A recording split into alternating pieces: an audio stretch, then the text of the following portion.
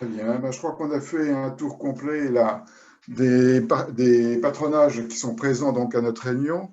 Ça donne un petit peu la coloration de ce que nous faisons, hein. C'est des choses en commune. Et je note que le point intéressant, c'est l'utilisation donc des services civiques. Et c'est pour ça que nous avons demandé donc à Vincent Ardouin de la Focale de nous présenter un peu ce que c'est que les services civiques et comment on peut les utiliser. Vincent, la parole.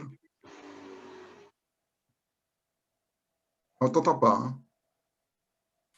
Non, pour tout vous avouer, j'ai un réseau un peu compliqué ce soir.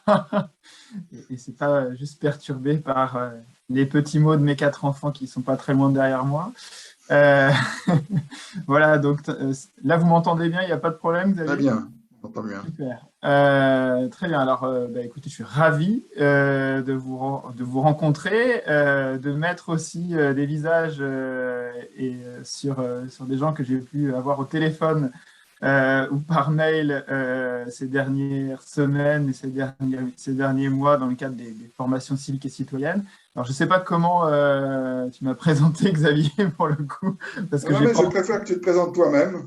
D'accord, ok, très bien. Donc, Vincent Ardouin, je suis nouvellement nommé délégué national de la Focale en charge de l'engagement et des actions éducatives. C'est une délégation nationale qui a pour but à la fois voilà, d'apporter un encouragement tout particulier à l'engagement des jeunes à travers les différentes politiques publiques, les différents dispositifs publics, de partager avec notre secrétaire général dans ce cadre un certain nombre de relations institutionnelles. C'est évidemment de pouvoir construire et de structurer avec la Focale un réseau de structures, d'associations pour accueillir des volontaires en service civique et mettre au service notamment des patronages, des différentes missions que je vais vous présenter dans quelques minutes euh, pour vous permettre de développer un maximum de projets locaux et territoriaux. Et puis de pouvoir évidemment soutenir cette dynamique par un certain nombre de programmes d'éducation citoyenne, comme nous le faisons en tant que tiers de confiance entre l'État et l'Église sur le programme Valeurs de la République et laïcité, sur notre action de prévention des discriminations, et puis plus nouvellement, un travail autour de l'éducation à la paix et probablement dans la continuité autour des objectifs de développement durable. Voilà, je ne m'étends pas sur la présentation de la délégation nationale parce que je sais que vous avez besoin d'informations sur le service civique. Et donc, c'est bon, Geoffrey, je peux avancer et partager. OK, merci beaucoup. Euh, et j'ai bien vu le timing, ne t'en fais pas. Voilà. Donc, simplement vous dire que d'abord, la Focale est membre et partie prenante dans l'animation de la plateforme ecclésiale du service civique qui réunit environ 80 partenaires ecclésiaux au sein de la Conférence des évêques de France, une plateforme qui est animée et dirigée par le père Vincent Brennart, directeur du service des vocations au sein et puis des pastorales des jeunes d'une manière générale au sein de la Conférence des évêques de France, dans laquelle on retrouve bon nombre de mouvements catholiques et de partenaires ecclésiaux. Voilà, alors je vais juste vous afficher maintenant ma présentation. C'est assez court, vous allez voir, pour laisser la place aux questions.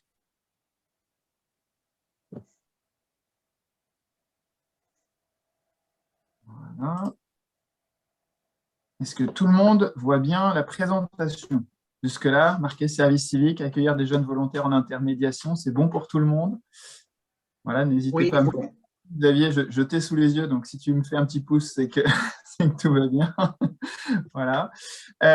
Et donc, simplement, d'abord, reprendre un point tout particulier dans l'accueil des jeunes volontaires, c'est ce que nous dit l'Agence nationale du service civique. L'objectif de l'engagement de service civique, c'est bien de proposer aux jeunes de 16 à 25 ans, et plus largement jusqu'à 30 ans, quand les jeunes sont en situation de handicap, un cadre d'engagement dans lequel ils pourront gagner confiance en eux, en compétences, et prendre le temps de réfléchir à leur propre avenir tant citoyens que professionnels.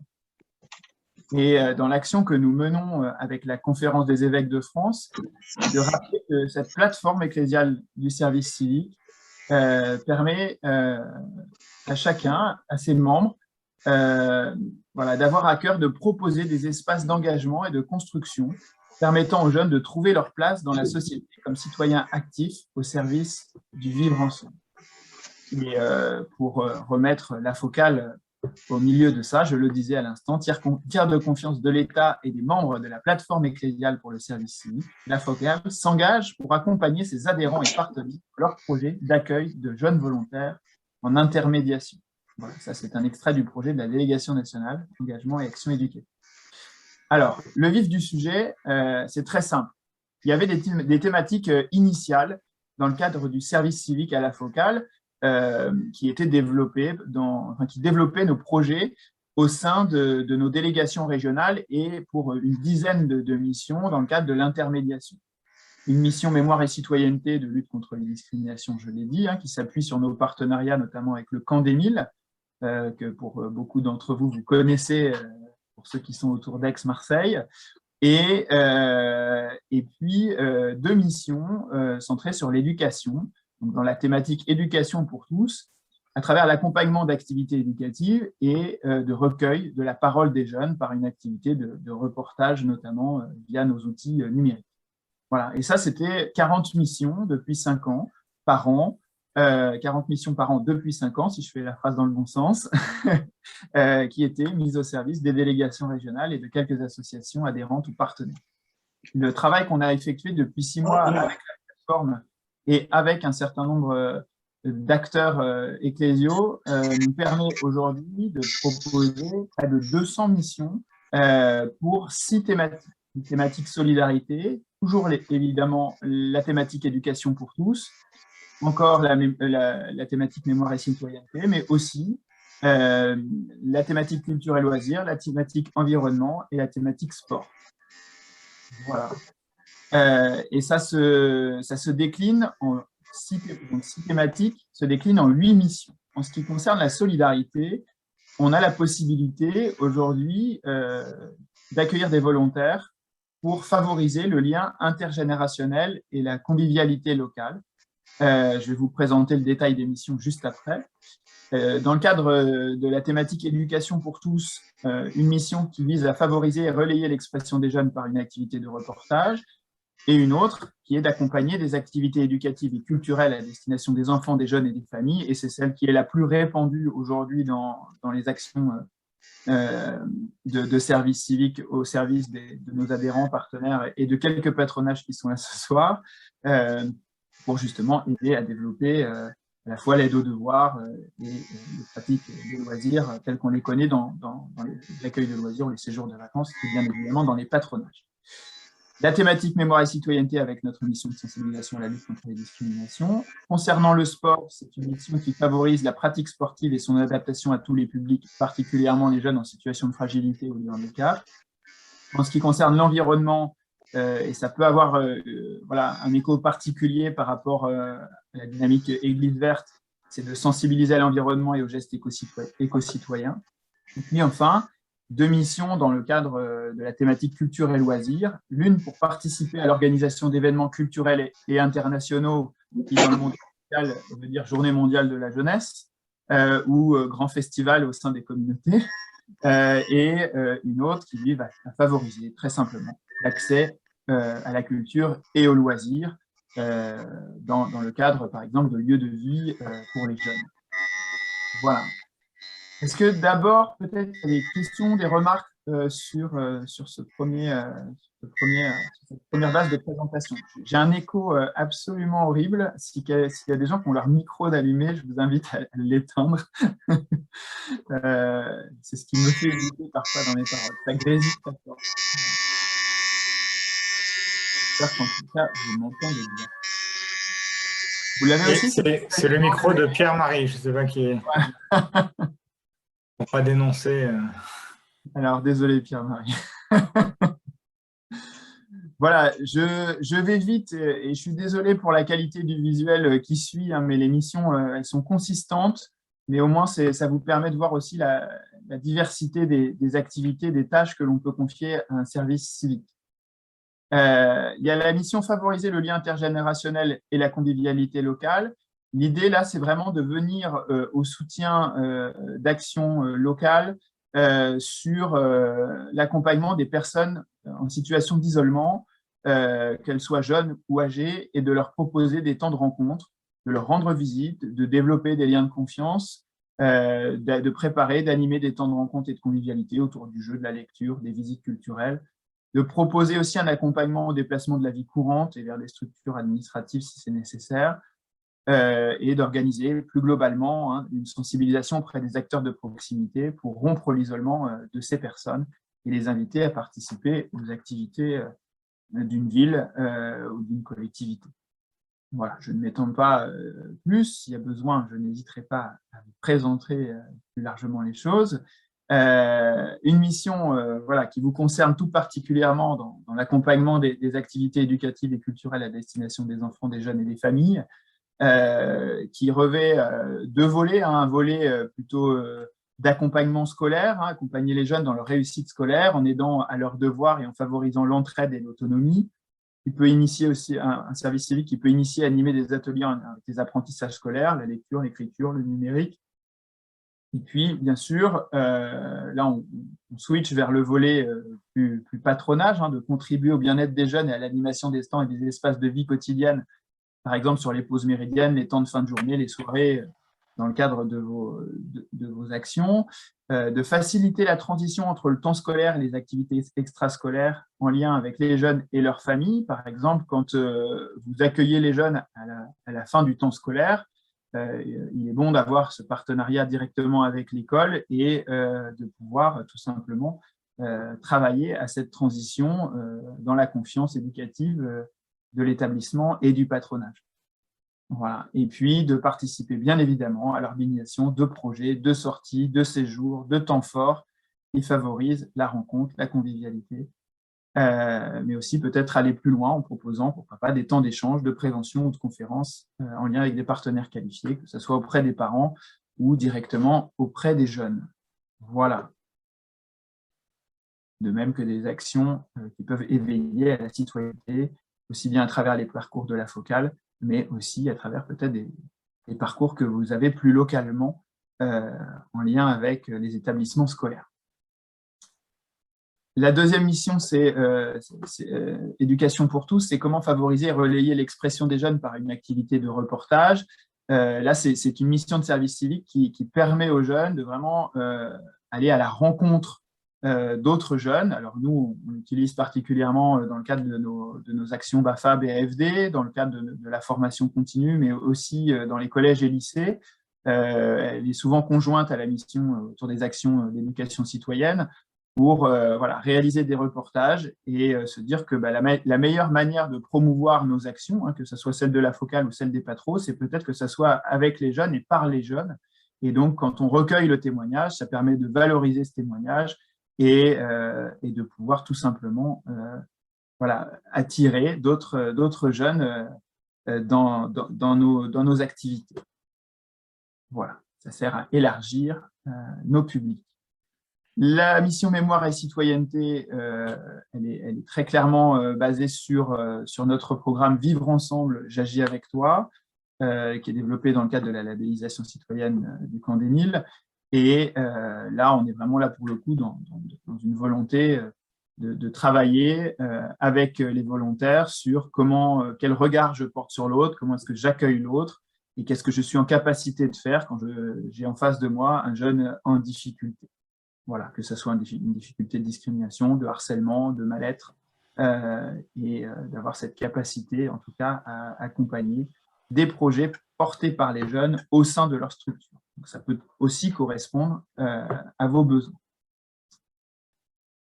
La mission sport, il n'y a pas que le côté JO 2024 qui arrive plutôt dans la fin dans la fin des tâches possibles. Il y a bien évidemment de participer à l'animation de jeux collectifs et sportifs en intérieur ou en plein air, de participer à l'organisation de temps forts, type Olympiades, rencontres, fêtes du sport, d'accueillir et d'orienter les publics qui peuvent être accueillis dans nos lieux d'activité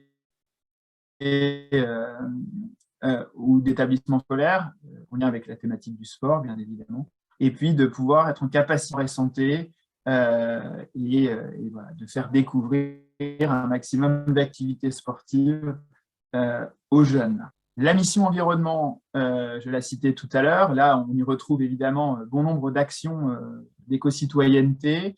Vous y retrouvez les actions zéro déchet à travers le compostage, les poulaillers, le tri sélectif. Comment est-ce qu'on sensibilise les publics à une consommation responsable? Comment est-ce qu'on participe aussi à l'entretien, à l'embellissement des espaces verts qui peuvent être ceux de notre lieu d'activité? Les actions de préservation de la biodiversité, les nichoirs, les hôtels à insectes.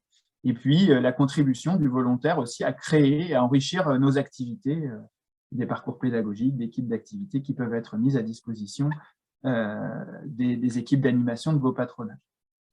Voilà. Je poursuis. Il reste 2 missions. Favoriser l'accès à la culture et aux loisirs. Donc là, elle est plus ciblée sur des lieux de vie. Comment est-ce qu'on accueille, on oriente les publics dans nos lieux de vie d'activité? Comment est-ce qu'on contribue au développement d'espaces culturels et de convivialité, type bibliothèque, médiathèque, ludothèque, tiers-lieux, espaces de travail collaboratifs, et de proposer des activités culturelles, musique, peinture, visite de monuments historiques, musées, expositions et autres. Et bien évidemment, on retrouve aussi là prendre part à l'organisation de projets, de sorties et de séjours ludiques, sportifs ou culturels. C'est tout à fait complémentaire en fait avec la mission éducation pour tous. Et puis enfin, pour ceux qui voudraient emmener des jeunes au Portugal ou organiser un grand festival musical ou culturel, cette possibilité évidemment d'avoir une mission qui permet de collaborer à la programmation culturelle d'un festival ou d'un rassemblement de dimension régionale, nationale ou internationale, de participer à la promotion de ces événements et la fidélisation des publics, et puis là aussi, une attention particulière pour aller à la rencontre des publics éloignés de nos événements, de nos temps forts, pour leur permettre d'être accueillis dans de grands moments festifs. Voilà. Alors, concrètement, comment ça fonctionne? Qu'est-ce que vous propose la Focale dans le cadre d'une convention d'intermédiation, comme le dit l'Agence nationale? C'est d'abord un soutien administratif et technique. Quand on est une association de quelques bénévoles, il n'est pas si évident que d'aller chercher un numéro d'agrément, de monter tout un dossier d'agrément service civique.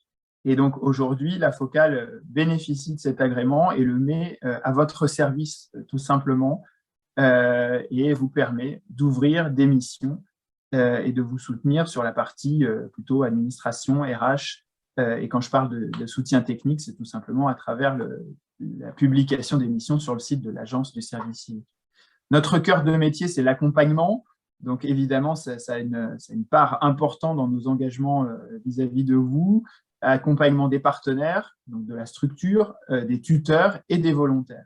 Là aussi, on y retrouve un de nos cœurs de métier, c'est la formation des tuteurs et des volontaires. Et bien évidemment, le service civique permet de renforcer une dynamique de réseau entre nous, mais aussi peut-être plus largement pour ouvrir très largement cette proposition de service civique aux associations qui nous sont chères.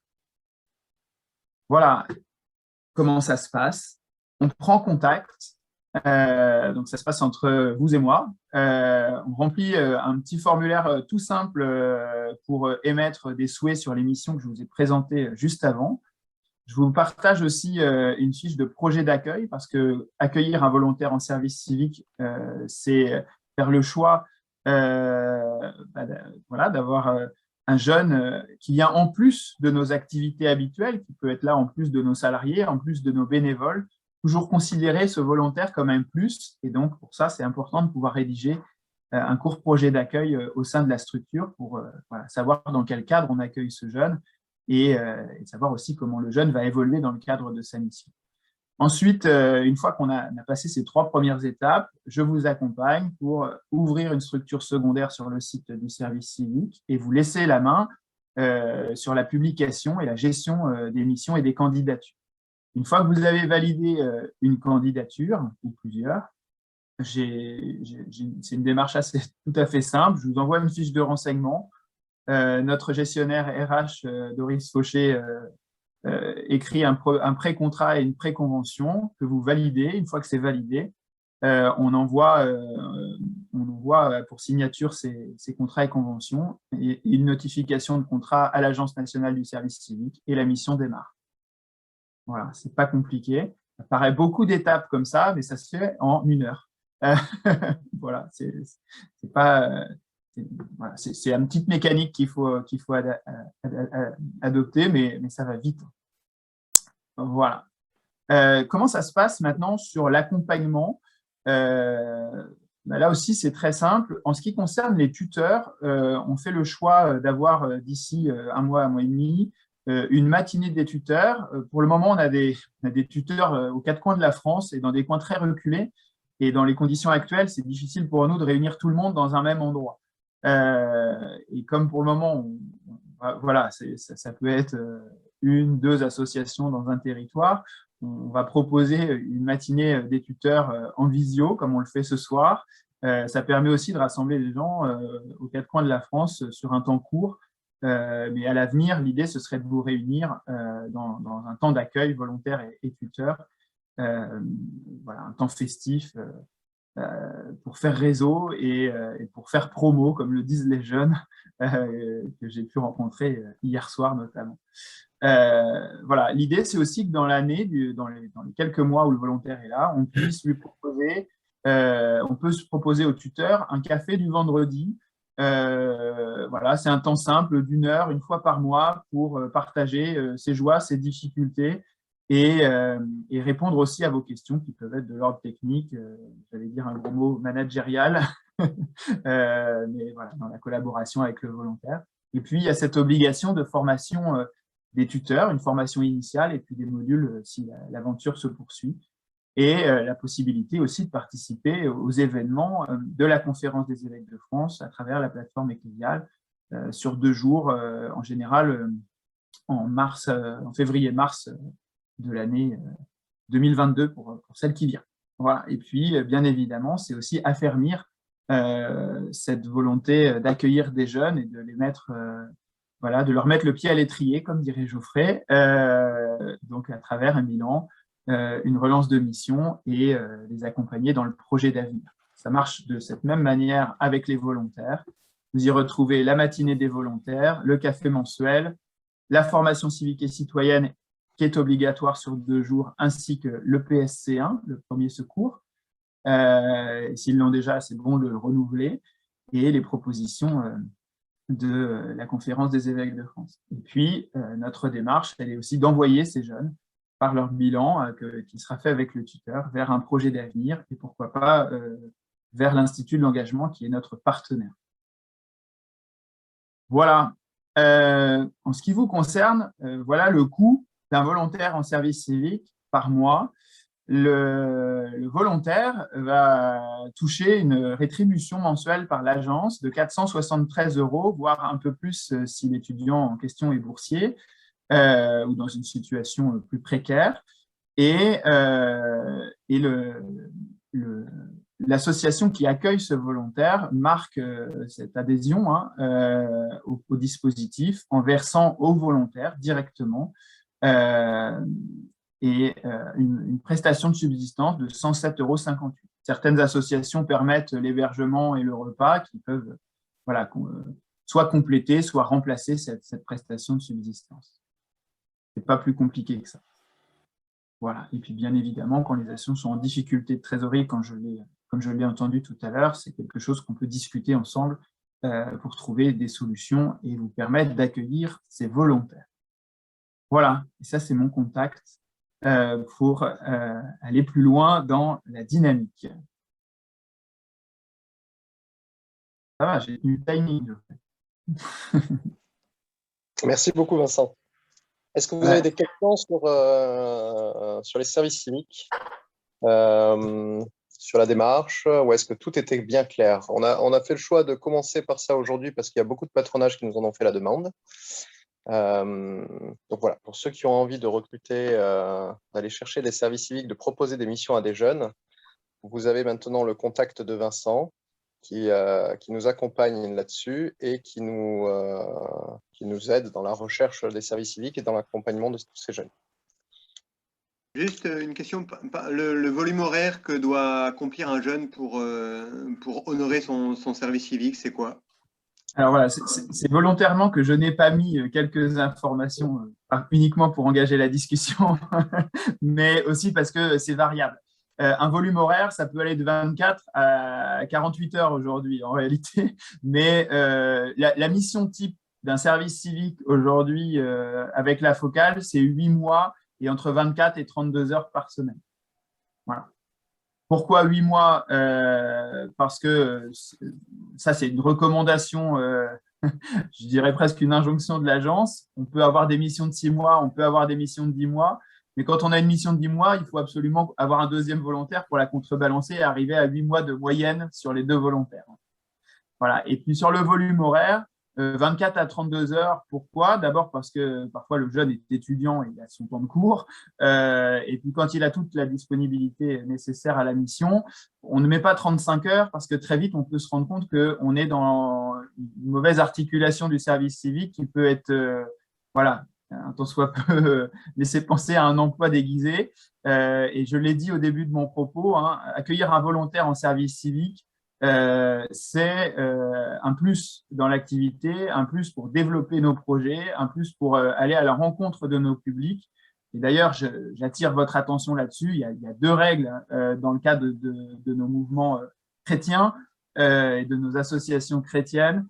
La première règle, et ça c'est bon pour tous les volontaires dans toutes les associations, quelles qu'elles soient, c'est qu'un volontaire, il est au contact des publics, il est dans l'animation des temps forts et des activités, il n'est pas derrière un bureau à gérer des enveloppes, des tableurs Excel et la page Facebook. Ça peut faire partie de sa mission, mais c'est pas 80% de sa mission, c'est plutôt 10 à 15% de son volume horaire. Et puis le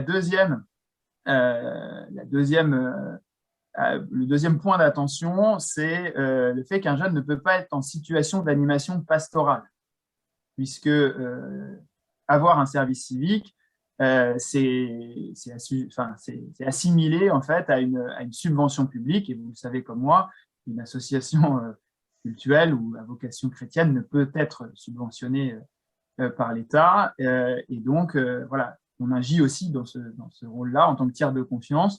Et voilà, il n'y a pas de problème pour organiser des activités. Par contre, on ne confie pas directement la tâche pastorale aux volontaires. Voilà. Ou alors, c'est en dehors de son temps de présence sur la mission. Voilà. Si le jeune il est là 24 heures pour sa mission et que le week-end, il vient pour animer le week-end du patron, là, c'est une autre affaire. Il faut savoir dissocier le temps qui est réservé à la mission et le temps que le jeune peut consacrer en plus à la dynamique et à la dimension du patronat. Est-ce que ces choses vous parlent? Je vois des réactions sur les visages. Une autre toute petite question. Est-ce que vous avez vu que c'est compatible avec des étudiants qui poursuivent leurs études? Tout à fait.